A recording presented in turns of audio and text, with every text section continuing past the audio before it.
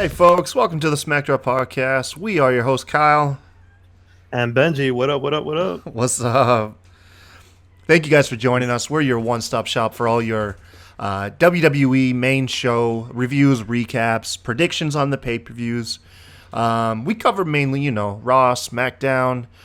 Today's show is going to be covering 205 Live about 205 Live, and baby. NXT. You know what I realized is there's still the like redheaded stepson, the NXT UK that we haven't talked about yet. What's with all that ginger slander, bro? We're all inclusive here. We're all inclusive. I was just saying, man. I'm just saying. We'll talk about that one later. We'll talk about what we'll do about that show later. But yeah, man, Benji's right, man. This is his baby. This is what he convinced me and Rob to bring on to the broadcast, and I'm very happy we did. I've had a blast watching these two shows, which I've been overlooking for the last year or two. Once again, yeah, we're covering 205 Live and NXT. Great shows. If you're fans of the podcast, you can find us on YouTube. Search for us in the search bar still, Smacked Raw Podcast, 3 words. Make sure while you're there, hit like. Please subscribe. We need 100 subscribers to get us that custom URL. So we're on the road to 100 subscribers. If you're more into the audio realm of things, you can find us on Podbean at smackdrawpod.podbean.com. And we're on Spotify. Still loving that we're on Spotify. Can't stress that enough. Now that I've taken over the reins as producer since Rob's laptop crapped the bed. Title.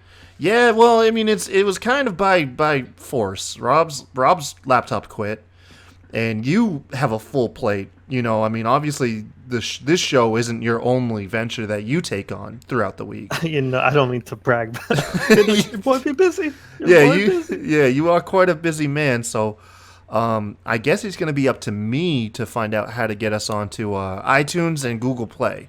I think that's the next stop for our show. That's what's up. Yeah, man. Yeah, but that's besides the point. We're also all active on Twitter. Some of us more active than others. You can find us at Smacked Raw Pod. Rob Rude, who's not here today, you can find him at 2 words can't see me. That's 2 TWO and C the letter C. I'm personally at the Kai Tai Show, and then I'll let Benji take over here and let you know where all the places you can find him are. You can find me at CalaveraComedy on Twitter, Instagram, YouTube, Facebook, MySpace, Tumblr, LinkedIn, anywhere. Grindr, Backpage, whatever you want. No. Oh, that's just a joke. Oh, God, I'm going to get us in trouble here. All of a sudden, man, Kyle's a bigot. Jesus. We're only 3 minutes into the show, and I've sabotaged us. But Benji, yeah, man, I was actually able to sit through both shows this time instead of having to tap out halfway through NXT like last week, man, and it was good. I'm so glad you could finally go the full mile. Yeah. Not tap out 5 minutes in. This is great. Me too, man. Couple questions leading into NXT. 205 Live, really the only thing, and I'll cover my question when it comes there, but I guess I'll ask you about NXT here because it's not a big thing, is what's this NXT breakout tourney or tournament that we got going? And the NXT breakout tournament essentially is for the wrestlers who haven't yet to have had an opportunity to be on television, basically. So there's a lot of wrestlers in this whole company. Not everyone's everybody's gonna get a chance to be on TV. So what they decided to do was just have a whole tournament of the bright spots, the people that they're gonna be pushing in the future as people move up and out. So that's what this whole tournament's about. It's just a showcase of like the rookies that a tournament of like prospects. Is that a fair term? We'll call them prospects. Call them prospects. Call them rookies. Call them anything you want. I don't know where I was going with that, but you know what I mean.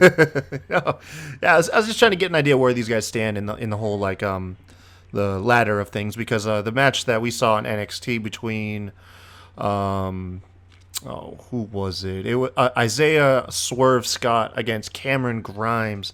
I had heard Cameron Grimes' name in passing, but I was unfamiliar with both of them. Match was good, though. We'll get into it whenever we get there. Cameron Grimes. Yeah, North Carolina boy.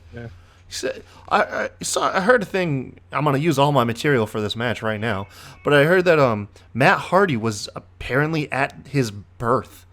I don't know the relation between the Hardy family and Cameron Grimes' family, other than they're all from North Carolina. But apparently, Matt Hardy was present for the birth of Cameron Grimes, and the dude's like 26. So yeah, Wow. well, at least that's what they were talking about on the What a broadcast. twist of fate. Oh my god, I don't know how I put up with you. Um, let's see, man. I'll kick us off with 205 Live, and then we'll go back and forth. You're gonna mess me up, man. Oh Jesus, twist of fate. Oh god damn. Gotcha. So Yeah. 205 Live, baby. Let's go. The show started off with a backstage promo with Gallagher, Got Only Lorcan, Lorcan, and check out, yeah. and Tony Nice, Nese. all game planning for their main event 3-on-3 tag match against your champion Drew Gulak, Arya Davari, and Mike Kanellis. It's a standard promo, just set everybody, set you the know- tone for everything. You know what caught my ear out of all of this is Lorcan's delivery. Oni Lorcan reminds me of the I Like Turtles kid. Just like the weird kid who says something so offbeat and off tone. Oh my god, they should have gave him Shelton Benjamin's new gimmick. I swear, man, because it looks like he already walks around with it. But Only yeah, Lorcan, the Cuban goblin. dude, yeah, man, it's awesome. But I'll let you kick us off, man, with the Lucha House Party versus the Sang Brothers. So this was a tornado tag this time, 2-on-2, Metalik and Dorado versus the Singh brothers, and they have been, feuding pretty much every week. So you would feel like, okay, this is gonna get played out. We've seen everything before. It's just gonna be another rinse and repeat. But what 205 Live does, they always mix things up, baby. They always, stir with the recipe. Just give you a little pizzazz here and there. So this was a tornado tag, and it was off the rails from the start. Like, So to it was clarify, tornado tag does not require actual tags. All No, four no, men are no. legal at the same time. all four men at the same time, just going at it. Just what you want to see starting off the show. You know what I mean? Yeah, that's what I picture. It's how I phrase it too. Right. So-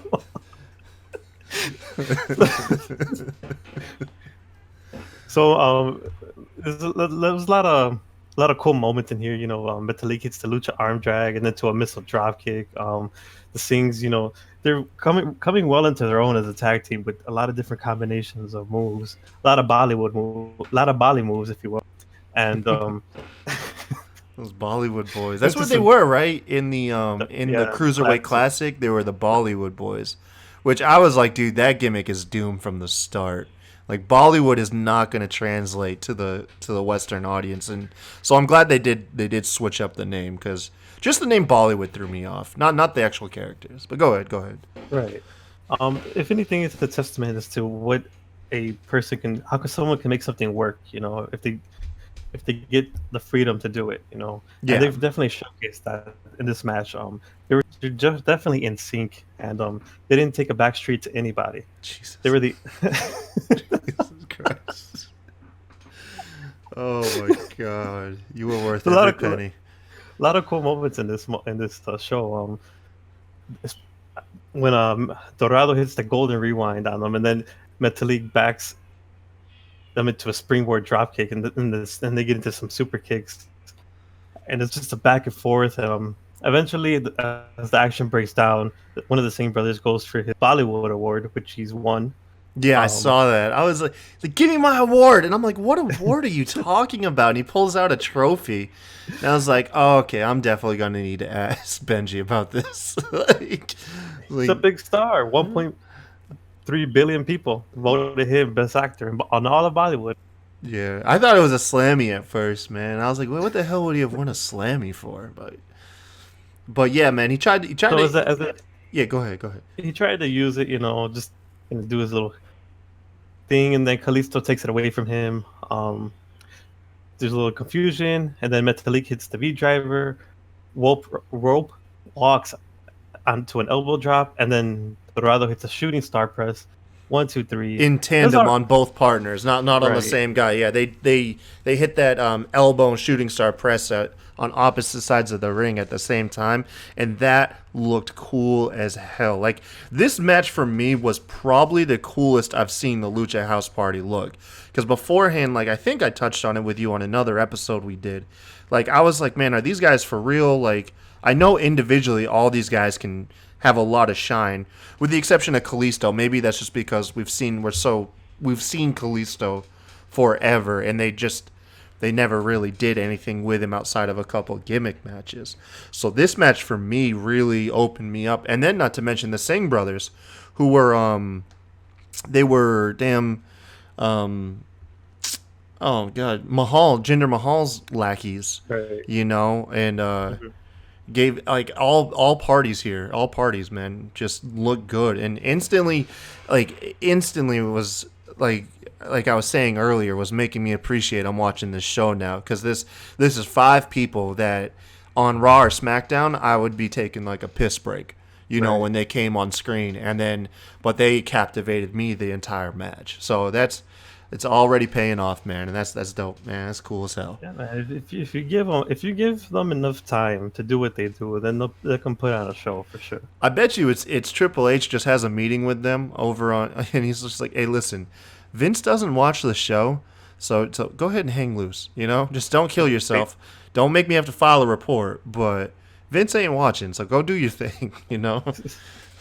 Um, so this is Kind of makes you wish they put like a tag team belt on these guys or something. I think the 205 Live with just a little bit more depth could add their own tag belts, and Right. they won't. The only thing is we're already having that conversation that there's just too many belts in WWE. But for me, I look at every show as a different brand, with the exception of Right. Raw and SmackDown, with them blending. Hopefully, with Bischoff and Heyman taking over, they'll do away with that damn wild card, and they'll figure out a way to share some of the stars without it being like a singular roster again. Still have divided rosters with a couple exceptions instead of just what fits the narrative. Hmm. If that's the case, then I don't mind a couple. Like with all the belts, because every brand is its own thing, man. And then you can really set up later on if creative you're gonna go really good with it, like the Clash of Champions pay-per-view or even other pay-per-views. You can start having champs take on champs, From the and different brands, that would be great. yeah, especially the thing is I don't think it's going to happen while Vince is leading, because Vince is never going to want the idea of like NXT champs going over his main roster champs and stuff like that. But I know that once, if it's Triple H who's rumored to take over, or however it is, I know anybody else would probably be relaxed with it more. Just my thought. So yeah, maybe, like I said, maybe add a couple more roster members, and throw some cruiserweight tag champions, which I think they already rumored like a year ago that they were gonna do. Um, this was the next part is what I was gonna ask you, more about Humberto Carrillo. I say that right? Yeah, you're right. You're Did I right. get that good, man? I practiced that for a while. Um, he's really young, looks like a stud. Talked about it on the last episode. He only got a teaser promo package this week. Where are we going with this guy? Is this guy being groomed to be like the next big star? Because I mean, he already looks the part. I mean, you would think so. He's been getting quite a push. He didn't even stay too long in NXT before they pushed him up to 205. So it's obvious they got big plans for him, for sure. Yeah, you think so? Yeah, I definitely. mean, has he already had a lot of character work in NXT, or because me, No, well, that's I'm the thing. literally I've seen this guy zero airtime except for his squash match last week. All he's had is just showcase matches where he's shown what he can do. Hasn't had too much storylines just yet or anything, but with this promotional package, you can kind of sort of tell they're gonna finally start pushing him into something, give him something to chew on. You know? Yeah, I hope so, man. I mean, he looks incredible, and with that look, you know how Vince is with good looking wrestlers. If he considers them good looking, it's that's a weird topic in itself. But he'll probably snatch that kid on the main roster after a little bit of time. I have no doubt he would smash the kid, definitely. Jesus Christ. All right, But you so know what? But that's Humberto Rivera. He is a young kid, and we're talking about kids right now. So we're gonna transition into the whole Mike Kanellis segue. Having Maria. another kid, yeah. Oh What'd boy, you think about isn't that segment on Raw? captivating stuff here? Having a man's balls clipped on TV. Oh, Ben, I cannot stand this angle. Like I can't. It's what is there to gain for any parties involved? Well, now that you ask, to me it seems they started that storyline on Raw, and now it's transitioning into 205 Live as Mike Kanellis is asked about all that transpired on Raw. Yeah. How he's feeling, his emotional state, and whatever.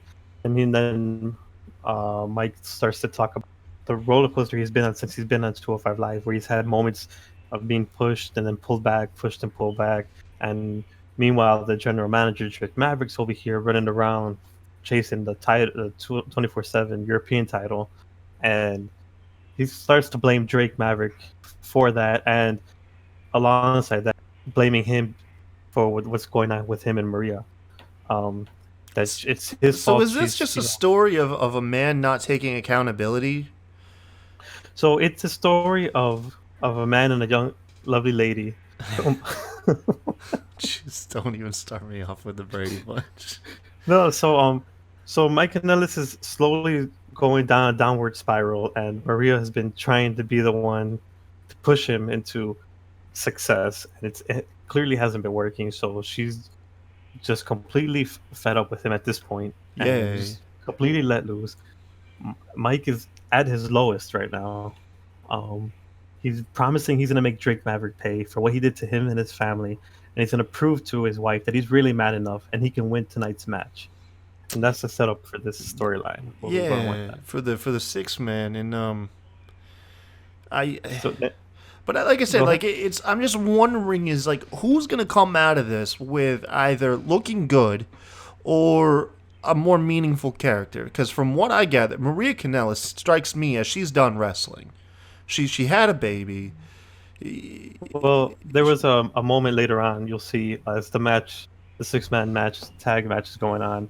Maria Kanellis is disappointed, and that's at the moment that Mike Kanellis is being, he's being whooped around. He's getting worked on. He's not doing too well in the match. Yeah. And then as the match progresses, he starts to snap and just starts laying in onto everybody. Just a new level of aggression we have yet to see from him entered. And then the camera pans back to Maria, and she's smiling and she's happy as he's finally taking charge and fighting with everything he's got. So I'm assuming either this is going to be they're either going to turn Mike face and have her be the bad guy, sort of step out of the screen as he's now has a new purpose for his character, for himself in the WWE. That's where I'm thinking this is going to go. Maybe I'm just looking too deep into it. I don't know. Yeah, I don't know, man. Like I said, it's always. I mean, you could pull a redemption out of this, or maybe a more aggressive heel. But if Mike continues to lose, like it's like, and you guys just signed 5 more years with the company, and I don't know, man. Like I said, well, from what I've seen from Mike Kanellis and other promotions, and from what he's done, he does his best when he's doing with character work, and he's definitely in the character work. You're gonna see him start to showcase that as he slowly spirals downward in his life. All right, man. Well, I'll give it some time before I ultimately poo-poo on the whole thing. Like I said, I'm just kind of baffled. I'm just kind of baffled. And then when I was talking to Rob when we were doing the episode of Raw, and which everyone should check out once it uploads. It's uploaded now. it's uploaded now. Yes. But I was talking to Rob, and I'm not like don't read too much into this. It's a funny anecdote, and it's something that is just if you had the angle with the mixed tag match on Raw, where where Maria was referring to Mike as her bitch, and And the same with Seth Rollins, and it's all like aha funny, but if the roles were reversed and like Seth Rollins was referring to Becky Lynch as his bitch or vice or the same thing with Mike to Maria, you would have a social justice like meltdown, you Well, know? usually I gotta pay extra for that, but I got that for free this month. Jesus Christ. So I don't know. I found it funny, man. I find it funny whenever It's these a double different angle standards for are sure. exposed, and you dance that line. But I'm not one of those people where I'm like, oh, I need to stick up for men or anything. No, no. I'm just saying that You're if not the a red roles, pill American. What's going on with you, you man? just know if the roles were reversed, this would cause an uproar. But instead, it just comes along across as cringy. Well, I mean, me personally, I've seen a lot in wrestling. I haven't yet to see this angle in a big promotion, so I'm with giving it a shot. Especially if I'm going to see Becky Lynch impregnate Maria, I'm all with that. Jesus, I'm all about that too. Yeah, man. You Just, do you remember the Tough Enough winner from back in the day? God, I can't remember her name, but she won Tough Enough and ended up isn't with she the one the married to Buddy Murphy? no she no, Not no, Buddy no. Murphy, the other guy. She won Tough Enough and ended up with the Dominatrix gimmick. And Oh, yeah, hold on one no, sec. I don't know that. You talking about the Basham Bros? Uh, I don't know that one. Usually when someone says dominatrix, I'm all for it, but I didn't hear this one. Here we go. Yeah, yeah. So here she is. Um, Tough Enough. Here we go. Let's see. What's her name? I cannot remember her name. She won it like she was either like it was Linda Miles. I think she won season 2 or yeah, she was co-winner of season 2 and her persona was Shaniqua and It was and with the Basham and the brothers, Basham wasn't brothers. Yeah, exactly. it? Yeah, I was Yeah. right. I knew. Yeah, I know yeah. who my dominatrix is. You're like, I didn't know she won Tough Enough, but I remember the dominatrix. So that's the closest thing I can recall to like a female making men her bitches. In which case she I had two. mean, you could go back to China and stuff like that if you want. Well, no, because when China was with a man, for the most part, they were always on equal footing. Like Eddie Guerrero and her were on equal footing. I don't recall her really carting around a man as like a boy toy, and she just always seemed like, look, if you piss me off, I can kick your ass, you know. True, true, true. Um, New times we're in, man. New times. Got to get with it, man. I guess Gotta so, get man. I'm just old. That's all it is, man. I'm just old. Yeah, you old as shit, boy. I'm the youngest old person I know. All right, that's it for. Well, actually, I don't even think we announced who won. So the Faces won when Tony Nese hits the Sunset Driver on Mike Kanellis. So Mike Kanellis is the one who eventually eats the pin.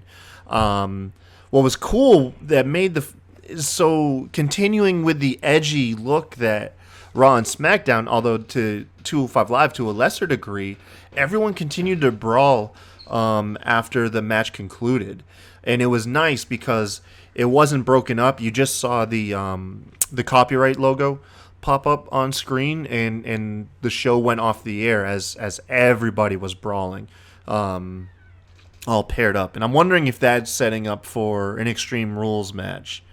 Because we already have Gulak and Nese, I think, in a rematch, if I'm correct. But I'm wondering if Kanellis, Lorcan, Davari, and who was the last one I'm It forgetting would be a here? good year if they give 205 Live 2 matches on a pay per view. Gallagher. Totally It'd be interesting. Oh, and we forgot to hit. We always got to mention if Gallagher hits the Mary Poppins spot. He jumped off the top ropes to the outside on everybody while holding a umbrella. That's good. If you want to even rewind that back a little bit, like Little John, there was a moment where Tony Nese was going to go for his patented moonsault off the second rope, and as he's in the air, Gulak just shoves him in the air as he collapses onto the people on the outside. Oh yeah, that's right. Man, they really do open up on 205 Live. Yeah, they really let loose, and I keep telling people, y'all sleeping on 205 Live, Yeah, yo. man. No, really. Yeah, y'all gotta watch it. It's a good. It's not even an hour. Without ads, it only runs like 45 minutes. At least that's what this week's episode was. I noticed it was only like 45 minutes. And Two matches, two 45. matches, 45 minutes. Yeah, it's good. It's good, man.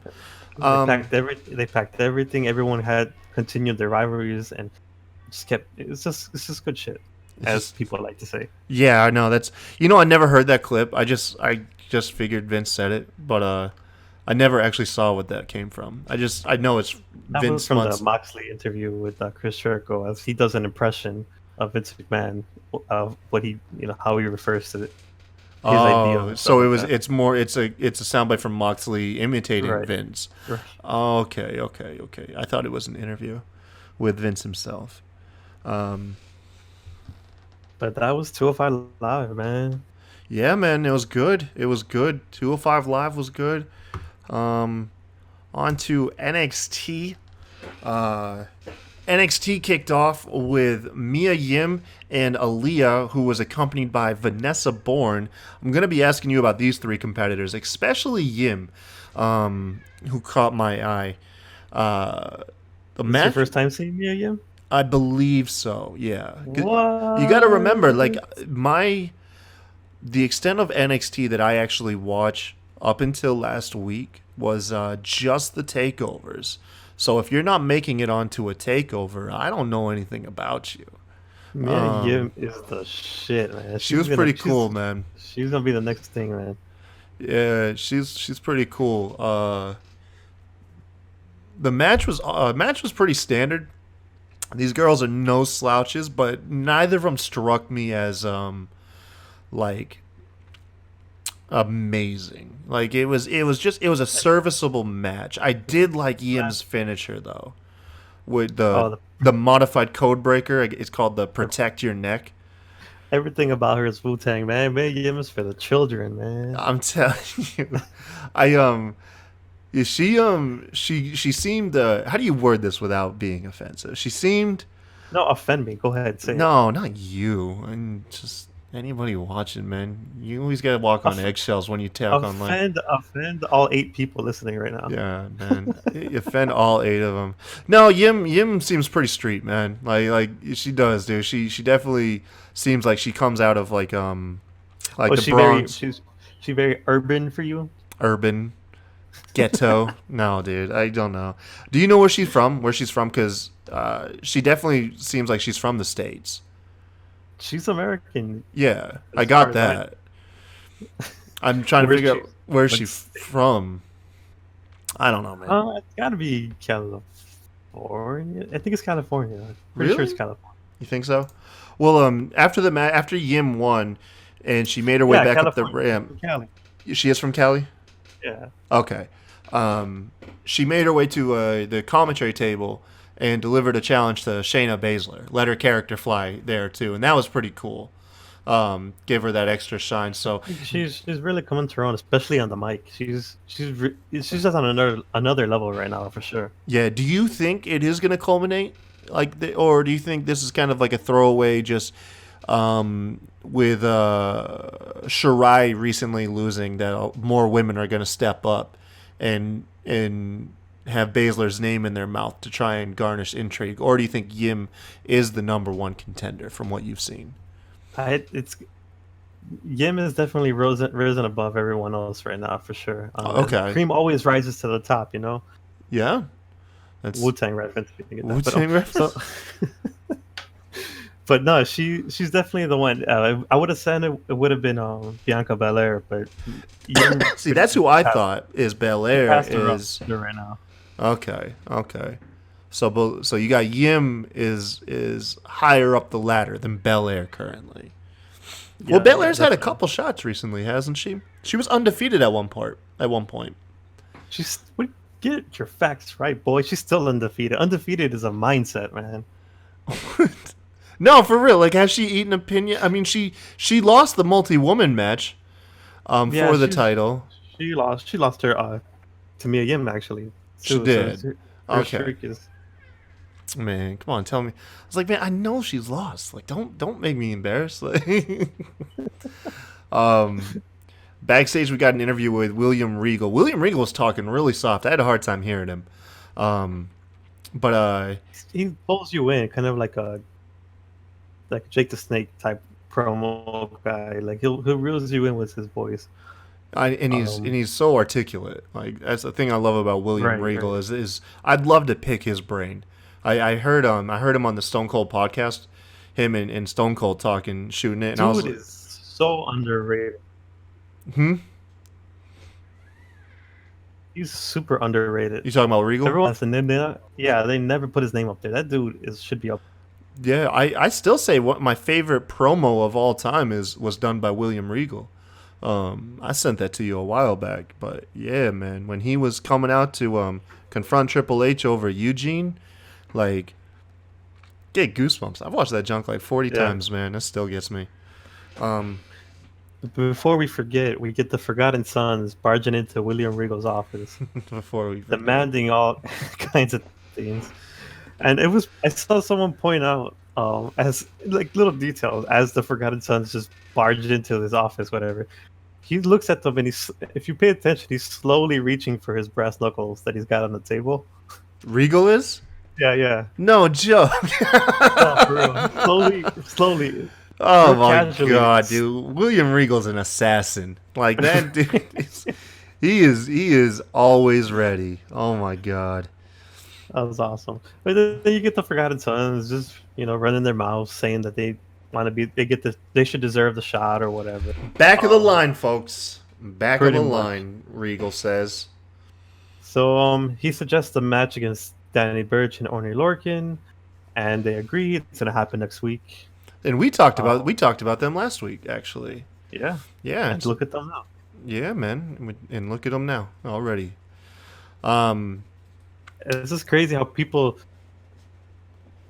some people start from the bottom, other people start from the top, and then they prove why they deserve to be on the top, as we see with Adam Cole celebrating his championship, man. My God, this whole pre-tape footage of Cole.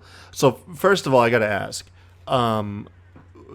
was that the Performance Center, or was that a local gym, a local wrestling gym near Gargano, wherever he's from? I think that had to be in Cleveland. I'm pretty sure. So you don't think that's the Performance Center? You think that's like a wrestling academy? It had to be. Yeah, because it didn't. It did not look like a Performance Center. There was graffiti. You know what I mean? Right. It didn't look all corporate like the Performance Center does. That Performance Center has WWE just plastered everywhere. And I didn't. It's nice. Not to give them the credit, it's a nice Performance Center. Yeah. But this definitely looked like something out of Cleveland for sure. Yeah. So this was just. I mean, I can't do it justice, but I mean to give you the gist of it. Adam Cole enters Gargano's Pizza, which I guess is run by Johnny Gargano's father, I assume. Says he's there. In his whole demeanor is being kind but a dick at the same time. I don't really know. I'm not articulate enough to know that. I know there's a word for it, but yeah, he was being polite, but he was still an asshole. And then he says he's here to pick up the pizzas he ordered. When Gargano's father leaves the picture, Cole takes his own picture and puts it on like the little wall of fame next to Johnny Gargano's picture. The only thing I didn't like about this was as Cole was leaving, he tells his dad, like, hey, that's an awesome wall of fame, like pointing out that his picture was there. I liked if he had just left it unnoticed, just to be later discovered. If you ever seen the movie The Last Dragon, this reminded me a lot of that scene. Yeah. Where Shonuff goes and messes with Leroy's his pop's pizza shop. Okay.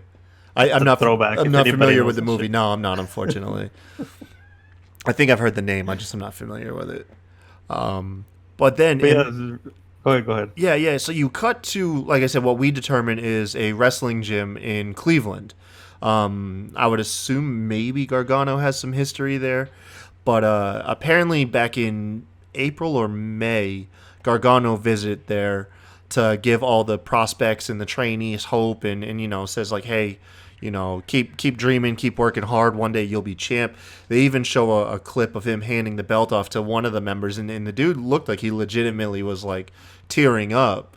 That you have to assume one of his heroes is there and inspiring him, and it's so meaningful and so hopeful. And then you have Cole on the complete opposite of the spectrum, just like it, not even typically like crapping on people, but like so much charisma, and he literally just says give up. He's like, I got you, pizza. He's like, Gargano said you could be you could be a champ, and he's like, I'm here to tell you he's a liar. None of you ever going to be champion. He absolutely crushes their dreams, man, and they just sit there and take it. Says you'll never be champ. Go home, eat pizza, and give up.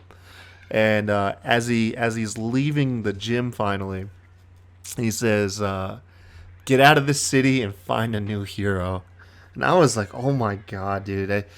At that point, man, Cole's rivaling best heel over Tommaso Ciampa with that promo alone. Mm-hmm. Holy moly! It's his delivery is something else. It is something else. That dude has conviction in everything he says. Like, you believe it to be true. Yeah. Oh man. I'm sorry, I got caught up there, but that was like my moment of the show. Like, that was like, oh, this is top notch stuff that I'm watching. No, and I'm so glad that you're tuning into NXT, because this is what you've been missing, man. Yeah, man. Whoever does that pre-tape stuff, why aren't they not doing that on the main shows? Why aren't they doing that on Raw and SmackDown? As you see on NXT, from the top brass to the wrestlers to the ring crew to the cameraman, everyone has more freedom to do what they want to do. As you see the shot they did and everything, like from the camera to everything they do, it's such more creative. The production, freedom. It felt organic as hell. Like, it felt sucked you. The only thing that even rivals that has got to be Ali's promos up on SmackDown. Right. Ali, because he uses a nicer camera. It's not the stock WWE camera that they're always using, and his style of shooting is unique outside of. Because you can copy and paste WWE's promos on all wrestlers, and they all look the same. Right. It's just very overproduced and very micromanaged when you get up to the main roster. Here, I'm telling you, every little thing is just much more freedom, and it shows. Yeah, man, it's so good. That thing, like I said, that was like that segment like moved me. I was into it like a movie. Like, I was like, dude, I don't even need to see a wrestling match. I just need to see whatever movie this is that this came out of. Because it was good, man. It was so good. It really... That was definitely a movie for sure. It brought me back in time, man. It really did. And we hit 88 miles per hour. Definitely went back in time when we had Kushida versus Jeff Parker. Time-traveling Kushida. What's your thoughts on Kushida, man? Kushida's cool. I've heard a lot about him. Haven't seen too many of his matches over in New Japan. Okay, that's good. You have a fresh mind. That's great. Yeah. You're gonna see, man. I think I saw, because I watched Wrestle Kingdom this year, and I think he was part of Wrestle Kingdom. And so I want to say that was probably the only time I saw him. And I know he's got like the time traveling gimmick. Yeah, he was at Wrestle Kingdom because he had a child come out with a mask on it. Creepy ass mask. Oh my god, dude, that was so weird. They needed to bring that to NXT, man. Like, they needed to bring that over. That was nightmare fuel, man. Could you imagine if they produced like 1,000 of those masks and handed them out at full sale to the crowd? Yeah, man. for when he came out.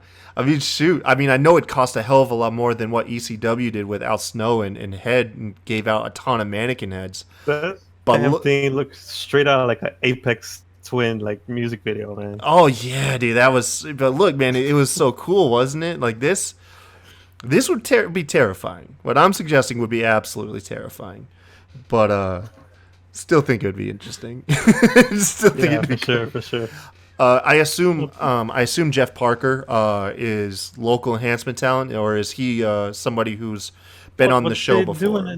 What they do in NXT, what you would call local enhancement talent or jobbers or whatever. It's pretty much different. I guess you call them rookies Mm-hmm. that haven't really had much shine or anything. So they'll give them a chance. Like, okay, you're gonna work Kushida today, and then, yeah, he's gonna do the job or whatever. But those guys eventually become if once they stick around long enough, they'll become So, so stuff you as would we've seen with like Angela Angela Dawkins from Street Profits, or just so many. They start off that way, and as they progress, you'll see them start to find their character. You see them start to develop and move on would you higher and compare him higher in the more card. towards the Young Lions of New Japan? That's Um, Yeah, I would say that's fair. It's a fair assessment. because Obviously, it doesn't come close to what the Young Lions do over there, but it's definitely what a good they comparison. have more of a future than than the majority of the local enhancement talent that the main shows bring in. Right, You know what I right, mean? Those guys are, for the most part, just like a one-off. right. Unless you're a special story, every now and then one of them's like the Hardy Boys were local enhancement talent, and then the same thing with Yeah, like James Ellsworth for James just a few words. Ellsworth, yeah. But you know what I mean. But these guys, they have a more promise. They have a higher chance Right. in a future. Okay, that's cool. That's fair. Yeah, that's cool, man. But that's pretty much the match. It was a straight squash. Then we go into a little promo about from Tyler Breeze. Oh, actually, before we cut, I do want to say Kushida is smooth as silk. Oh yeah, man. Yeah, yeah, yeah. He is. And then also, just because I'm a fan of MMA, are you familiar with Sakuraba? Because they call his finishing submission the Sakuraba lock. Yeah, yeah, Sakuraba yeah, yeah. lock. hmm Are you familiar with Sakuraba? No, sir. He's Enlighten me. yeah, he's a pioneer of MMA in Japan. Um, Oh shit. he was kind of like, now he was kind of like the Hoist Gracie, how Okay. UFC uses Hoist Gracie. He was kind of that role over there, and then he was a submission specialist, and the Sakuraba lock is just a step over Kimura, which is pretty much the tightest you can lock up a Kimura. And Sakuraba also had a 1 hour MMA fight that went to, I believe, a draw against the Hoist Gracie himself too. Yeah, That's man, insane, man. he's a legend in MMA. So that caught my ear whenever they were calling it the Sakuraba lock, and said that he was an inspiration, or he trained with him somehow, like he had influence on him. I was like, oh shoot, I get that. It's now makes it easier for me to relate with this guy, so it's pretty cool. But yeah, you said, so this is what I missed. You said there was a interview with Tyler Breeze. It was Tyler Breeze. He comments on his NXT return. He mentions that he's thinking about the Undisputed Era, taking credit basically for all of NXT, and he just reminds them that this place was NXT Breeze before they even arrived. And then we cut to a video package of Killian Dane from Sanity, Mm-hmm. which I feel like this is more of a promotion for him than anything. Like, he's gonna shine You think so bad so? right here. Hell yeah, man. That dude had it, man. Sanity clicked so well, and it was such an injustice what they done to them. But nah, dude, this guy's hungry. He's gonna kill it. I'm Yeah, I telling mean, you, you man. have to think, out of the entire faction Insanity, Killian Dane and Nikki Cross arguably had the highest ceilings. Right, I right. would say over Alexander Wolf and Eric Young. Um, and Killian Dane is that new breed of big man that just has a just surprising athletic ability and agility in the ring that hmm you never saw before the last couple years. And now all of a sudden, like, these big dudes doing springboards and all sorts of crazy stuff. Yeah, before you'd only have like Vader or like a Bam Bam Bigelow, and then nobody pretty much. And then Yeah, now we're nobody. seeing more and more of that. Yeah, Killian Day, Keith Lee, Keith Lee is the apex right, of right. big man with agility. Like, Jesus, that guy. That's somebody else I'd like to pick their brain too, because Keith Lee just seems like a fun guy to talk to. But Yeah, I'm gonna I let can you. definitely agree with that. So now we go to this next round of the breakout tournament in Cameron Grimes versus Isaiah Swerve Scott. And Cameron Grimes, if people don't know, used to go by Trevor Lee.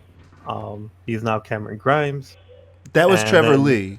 yeah, Okay, okay. I'm pretty sure you've heard of him. Yeah, and in fact, I've seen a clip of him on the indie circuit now, going under Yeah. that name. Okay. And then we get Isaiah Scott. If anyone's familiar with, if everyone's ever seen him out of anything, this guy's amazing. If you've seen him in Lucha Underground, if you've seen him MLW, wherever he goes, this guy he just kills it, man. Hell yeah. And as you saw in this match, like that dude can do everything, man. Yeah. At one part they hit a double cross body, which Cameron Grimes flowed backwards with like a Spanish fly. Right. That dropped my jaw, man. Because how do you go like you X up with your opponent into like a crossbody where you meet in the middle and you've got like no rotation, but like the body placement and just where to put yourself. That move looks like you have to be precise for it to come across, and it looked gorgeous. Like I don't know, man. Like that was one of the coolest moves I've seen in forever. Um, If you want to look at that move being pulled off terribly, you gotta pull up like old clips of Rick Steiner just trying attempting that move and just dropping people on their necks. oh, I believe it. What did Rick Steiner try to do like a follow away slam backflip? Yeah, like a moonsault follow slam type thing. Oh, And gee. when it worked, it looked nice, but when it didn't, just Yeah. atrocious. That move does This seem dangerous. this one was smooth, And I guess you have it to. wasn't even set up like a follow-away slam. It was set up like two. Normally, what would happen here is kind of like a double clothesline. It was more like a double cross body where like Mhm. 100, like 99 out of 100 times, both guys just fall down injured. But yeah, he just floated backwards into, like I said, yeah, like it's like a moonsault fall away slam type deal. It was awesome, man. I mean, I'm a fan of his finisher too.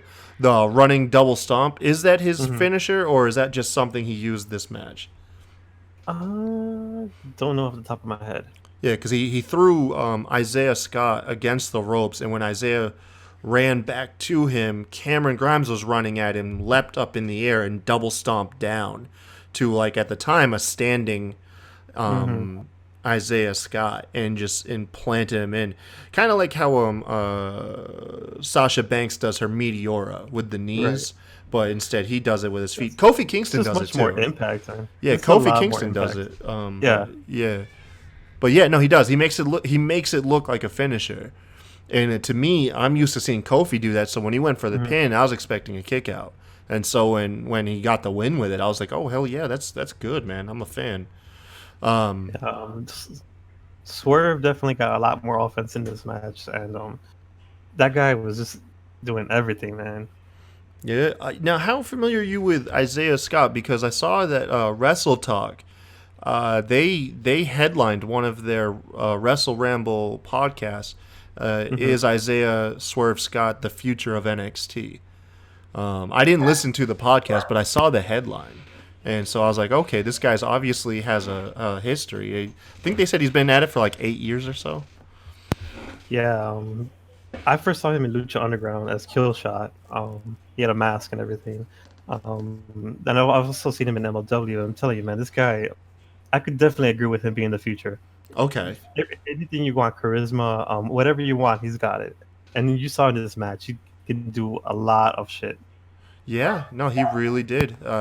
In with it being round one of the appropriately named breakout tournament, it was perfect because these are two guys I knew nothing about, but now that I've seen this match, I'm especially excited to see Cameron Grimes again. But the same with Isaiah Scott. So yeah, it was good, man. It was really good. You got to tell me. Up next, we had Bianca Belair. Who did she face off against? Because the match was over before I could even get the girl's name. She went up against Priscilla Zuninga. The only thing I think she was at Impact. don't remember her name. It might have been Diamante. I'm not really sure off the top of my head. I'm pretty sure she was at Impact before coming here. Okay. But obviously Bianca Belair is more established. They talk trash here and there, little shoves here and there, and then Bianca Belair just went to town on her, man. Just tossing her across the ring, shoulder tackles, like did a press on her, held her in the air for like ever. Then she hit those vicious power bombs, man. She hit like to me it felt like 10 power bombs. It was only like 3, but it felt like 10. 1 second. And she just Go ahead. yeah, and Bianca Belair I just hit like 50,000 power bombs on this chick, man. Just annihilate her. She came here to prove a point. After coming back from 2 losses, she just wanted to show everybody why she's undefeated. And she's undefeated. That's not how that works. Benji. It's a mindset. It's a mindset. If you're defeated in your mind, then you lost already. Oh my gosh. Because with her, a lot of the times, as you're that athletic, as you're that strong, a lot of people around you start to feel insecure, so you tend to pull back so people don't get hurt in their feelings. She had a really good quote. She said that she once told herself she's just gonna do enough to stay in the mix, you know? Uh-huh. And then her coach told her, you were not born to stay in the mix. And ever since then, she's just been not holding back, not caring about people's feelings, if she's too good, if she's too whatever. She's just going to do what she can to the best of her ability, because that's what she was born to do. Hell yeah, man. And that's what she's definitely been showing, man. I'm trying to get behind her, and I have to see her more, because I've only seen her in the takeover matches where she seemed like close to an afterthought in the takeover matches. No, man. She's the future of NXT. Yeah, and I get that. I just haven't seen it myself, and that's my own fault. That's my own fault for I haven't watched the product to see her grow and be on the same journey with her. But it'll come around. I mean, she made quick work of the challenger. She was the second match to have the opponent already in the ring, so you kind of knew which way it was going. And then especially if they're gonna powerbomb like 50 times, that's what's gonna happen. Afterwards, we did get a Matt Riddle promo, essentially a little video package showing him going through his MMA training. Recently, Goldberg sent out a tweet that he wants another match to get the taste of the last one out. Oh shit! It should be Matt Riddle, shouldn't it? It has to be Matt Riddle. Well, he's been going at all the WCW guys at this point. Yeah, but I mean, how good would it be to have like a program and honestly, I don't need to see Goldberg pull a Bret Hart on Matt Riddle, so I'm okay with them not having a match. What do you mean? What do you mean by a Bret Hart? When he gave him that kick and just Goldberg ends Riddle's career too. I don't need to see that, man. I'm good. I don't know. I could see Goldberg. Because it would be so meta, Goldberg showing up at the Performance Center and like spearing him when he's not looking, and the same thing at like NXT. I could see it. Now, granted, it's not going to happen. It's too out there. It doesn't have a huge. I don't feel like it would do anything for Riddle. Yeah, at all. For beating Goldberg, you'd have to hold back so much. Man, he would have that notch on his belt. Goldberg would be the biggest. Goldberg would be the biggest legend that he beat. Because Matt Riddle, you can talk like outside of the business all you want, but when you refer kayfabe wise, Goldberg's one of the all-time greats. You know, he was definitely was. Yeah, but I mean, it's like saying like beating Undertaker when he's 51 years old doesn't add shine to your character. It does add shine. You're not beating the prime one. So, I don't know. I could see it. Granted, this isn't like something I'm over the moon for. I'd rather give Lesnar to Riddle for sure. Yeah, actually, between the two, I'd rather see Lesnar. Why not both? Why not both, man? Why not Goldberg SummerSlam and Lesnar WrestleMania?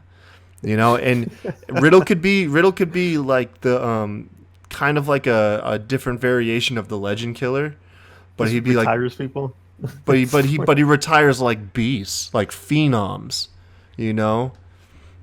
I guess, but I mean, then you kind of run out after two. Then After you don't really two, have that yeah. much, pull Kane out of like Tennessee and shit. Kane ain't gonna do nothing for nobody. Go, oh my god, yeah, Kane, pull him out of Tennessee. Oh Yeah. Jesus. Definitely not getting paid for his looks, that's for sure. But you know Oh. who is getting paid for their looks? The gorgeous one, Tyler Breeze. Oh my gosh. And we got him up against Roderick Strong. And well, what'd you think about this match?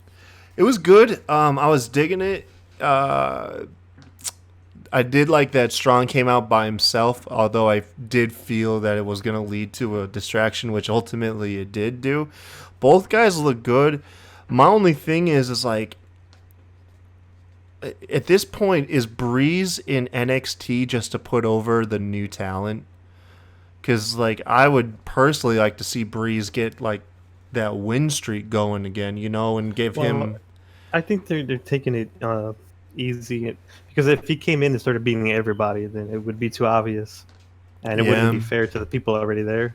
So I don't see two losses hurting him too much. I feel like the next one, if he loses the next one, then for sure, then okay, you want to start to worry a bit. But I don't think it was that bad, especially with the distraction finish. Yeah. The distraction does help. It wasn't Roderick didn't go over clean.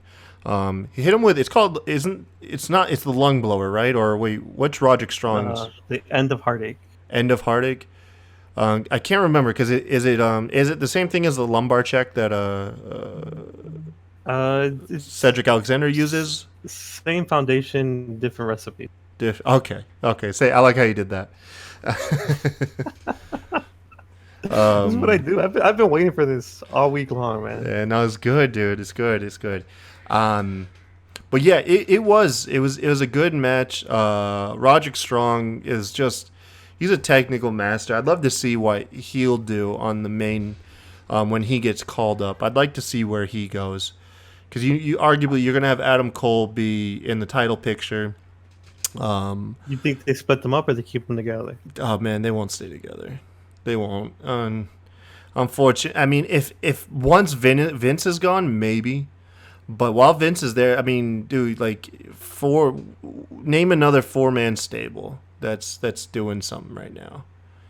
Well, easy. You got Shane McMahon, Drew McIntyre. That's not a 4-man stable. That's Shane McMahon with henchmen. Like, henchmen don't count. It's Shane and the boys. Shane and the boys. I want to say I read a rumor, but I don't know how valid it is. That they're fixing to turn Finn heel and have him team up with They bring that rumor out every time. Every time, back right? Up with the club. Yeah. No, I don't. At this point, it's like I believe it when I see it. Which I think it would be probably the biggest thing going on the main card or on the main shows if they did get all 4 of them together. The charisma, if they gave them just an ounce of freedom, those guys would get over like fucking bangbusters, dude. But that was pretty much NXT, man. It was good. Like I said, man, the whole Adam Cole video segment freaking blew me away. Oh my god. That knocked your socks off, huh? I'm telling you, man. I'm telling you. I need to see more of that. Need to see it more, man. I do need to see it more. I want to see him be finished with Gargano though. I'm done with that feud.